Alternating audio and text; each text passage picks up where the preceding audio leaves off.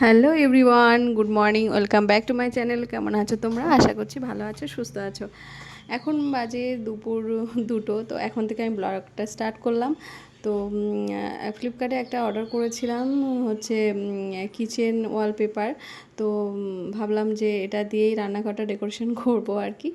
তো অ্যাকচুয়ালি আমাদের যে বেসিনের সামনে খুব কালো দাগ স্পট পড়ে রয়েছে। অ্যাকচুয়ালি ভাড়া বাড়িতে থাকি, তো তো কী আর করা যাবে, এগুলো একটু মডিফাই করে থাকতে হবে, কিছু করার নেই। কারণ খুব দেখতে খারাপ লাগে, ক্যামেরায় আসে খুবই খারাপ লাগে। আর অ্যাকচুয়ালি রান্নাঘর যখন করেছিল তখন আর কি মানে স্ল্যাব লাগায়নি আর কি। রান্নাঘরে স্ল্যাব লাগানো খুবই দরকার, নইলে তো রান্নার যত তেল চিটচিটে জিনিস সব কিছু লাগে আর কি। তো সেই জন্যই খুব খারাপ লাগছে দেখতে। তো এই মানে পেপারটা কিনলাম। তো দেখা যাক, আজকে যদি টাইম পাই তাহলে স্টিকারটা মারবো, আর নইলে পরে মারবো। আর ইভান দেখো নিয়ে দুষ্টুমি করতে শুরু করে দিয়েছে, আমাকে একটু ভালো করে খুলে দেখতেও দেয়নি আর কি। তো ভাবলাম ভালো করে রিভিউ দেবো, তাও সে দিতে পারলাম না। কিন্তু বেশ ভালো, দেখতেও ভালো, যেরকম পছন্দ করেছিলাম সেরকমই এসছে। তো সন্ধ্যাবেলা বোঁদে আর মুড়ি আর মিষ্টি ইভানের পাপা নিয়ে এসেছিলো। আর দুপুরবেলা তেমন কিছু রান্না করিনি, সেই জন্য আর দেখাইনি, একটা ডিম ভেজে ভাত খেয়ে নিয়েছিলাম। তো এখন এই সন্ধ্যাবেলা থেকে ভিডিও আবার শুরু করেছি। দেখো বোঁদেগুলো নিয়ে এসেছে, মুড়ি দিয়ে সব মেখে ফেলেছে। ভেবেছিলাম অর্ধেকটা রেখে দেবো, অর্ধেকটা খাবো, কিন্তু ওর সামনে কিছু নিয়ে আসলে সব নষ্ট করে ফেলে আর কি। যাই হোক, দেখো মুড়িগুলো কীভাবে নষ্ট করছে, এরকম করতে থাকে আর কি। যাই হোক, মুড়ি আর বোঁদেটা ওইভাবে নষ্ট তো করলো। এরপরে ইভানের বাবা আবার মোমো নিয়ে এসেছিলো, সেই মোমোটা আমি খেয়েছিলাম। আর ইভানও খেয়েছে, 2 পিস খেয়েছে। আর বাকি মানে অ্যাকচুয়ালি 1 প্লেট মোমো 6 পিস সবাই মিলে ভাগ করে আর কি খেয়েছি। দেন তরকারি রান্না করতে চলে আসলাম। আর যে ঝিঙা সরি, এটা হচ্ছে চিচিঙ্গা আলুর তরকারি করেছি। গরমের মধ্যে আর কিছু ভালো লাগছে না, তো এই রান্না করলাম। আর ভাবলাম যে একটু চাউমিন বানাবো। তো সন্ধ্যাবেলা একটু চাউমিন বানালে রাতে আর তেমন আর কিছু লাগবে না। তো টিফিন হিসাবে অনেক দিন চাউমিনগুলো পড়ে রয়েছে, রান্না করা হচ্ছে না, এর জন্যই। তো চলো দেখি চাউমিন সিদ্ধ হয়েছে কি না। হ্যাঁ, সিদ্ধ হয়ে গেছে প্রায়। অ্যাকচুয়ালি আমি বাড়িতে তেমন একটা চাউমিন রান্না করি না, তো প্রথমে সুন্দর করে সিদ্ধ করেছিলাম, তারপরে যেন কেমন একটা গলে গেছিলো। আর চাউমিনের মধ্যে 2 রকম সবজি দেবো ভাবলাম, পেঁয়াজ আর হচ্ছে গাজর আর হচ্ছে বরবটি ছিল, বিনস ছিল না, সেটা একটু সবজি কেটে নিলাম। আর ডিম দেবো। তো আজকে একটু ভালো করে করব। তো আর সন্ধ্যাবেলার দিকে আবার একটু প্যানকেক করেছিলাম, কলা দিয়ে, দুধ দিয়ে, ডিম দিয়ে ইভানের জন্য প্যানকেক করেছিলাম, সেটাও খেয়েছে। মানে আমি সবসময় করতে থাকি একটার পর একটা, মানে খাবার বানাতেই থাকি, যদিও একটু খায় আর কি।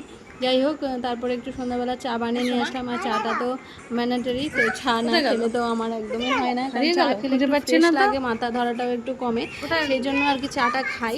না খেলে নয়, তাই খেতে হয়। তারপরে অনেকগুলো কাজ থাকে, কাজগুলো করতে পারি না, ওইলে কাজ করতে পারি না।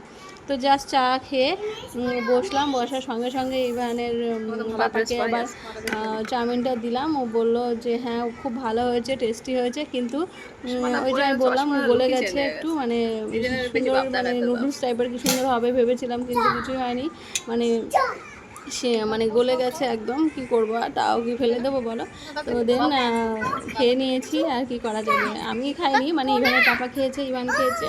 আর হচ্ছে একটা স্টুডেন্ট পড়তে এসেছিলো বাড়িতে, তো তাকে দিয়েছিলাম। তো ব্যাস। আর তার ফাঁকে আবার ইভানের পাপা আবার আমার জন্য দই বড়া নিয়ে এসেছিলো।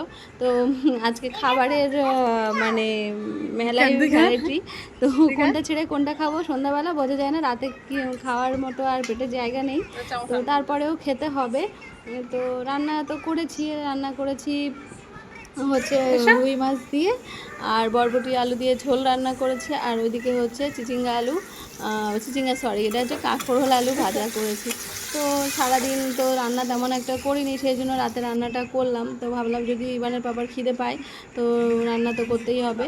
তো তারপরে সন্ধ্যাবেলা ইভানের পাপার ক্লাস হওয়ার পরে দেখো আঁকি করতে শুরু করেছে। আর সাদা দেয়ালে পুরো কালি ভরিয়ে দিয়েছে। এইরকম দুষ্টুমি করতে থাকে, বারণ করলে একদমই শোনে না। আমি ওদিকে রান্না করছি, আর তারপরে এসে দেখছি, দেখো আমাকে বলছে দেখো মা ঘড়ি বানিয়েছি, ঘড়ি। হ্যাঁ খুব সুন্দর হয়েছে। তো দেখো কি অবস্থা করেছে, এরকমই করতে থাকে আর কি। যাই হোক, ইভানের পাপা বারণ করছিল, দেখো ওর পিঠেও পর্যন্ত দাগ দিয়ে দিয়েছে। এই করে। তো দেন আমার তো প্রায় রান্না কমপ্লিট হয়ে গেছে, এবার যাবো রান্নাঘরটা পরিষ্কার করবো আর সব খাবারগুলো বেড়ে নেবো, দেন তারপরে স্নান করতে যাবো। কারণ রান্না করতে করতে প্রচণ্ড গরম লেগে গেছে, আর মানে এইভাবে থাকা যাবে না, মানে আর গরম খুব পড়েছে, কি আর করবো। তো স্নান আমার করতেই হবে, আমার তো 3-4 বার স্নান হয়ে যায়, কারণ এত গরম লাগে আর রান্নাঘরে থাকলে আরো বেশি গরম লাগে। তারপর ইভান প্রচণ্ড ঘর নোংরা করে, জামা কাপড় নোংরা করে, বিছানা নোংরা করে, এইরকম দুষ্টুমি করে। তো কি করবো, তাই না, করতে তো হবেই আর কি। চলো তোমরা ব্লগটা দেখতে থাকো। সমস্ত কাজ সেরে আমার মানে ফ্রেশ হতে টাইম লেগেছে, এখন বাজে প্রায় 10:30। তো আমার সব কাজ মোটামুটি কমপ্লিট হয়ে গেছে। তো খাবার বেড়ে নিয়ে চলে এসেছি, এই যে রুই মাছের ঝোল আর এই যে কাঁকরোল আলু ভাজা। তো ইভানকে দিলাম একটু ভাত, তো ও তো ভাত খায়নি, ওই মুখে মুখে দিয়েছি আর মাছগুলো খেয়েছে।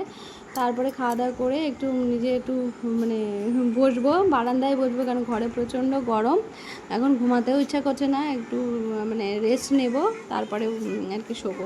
তো বালিশ টালিশ এনে রেডি করে রেখে দিয়েছি, যখন আসবে ও ঘুমাবে। তো চলো আজকের ব্লগটা এখানেই এন্ড করছি। তোমরা ভালো থেকো, সুস্থ থেকো, টাটা, গুড নাইট।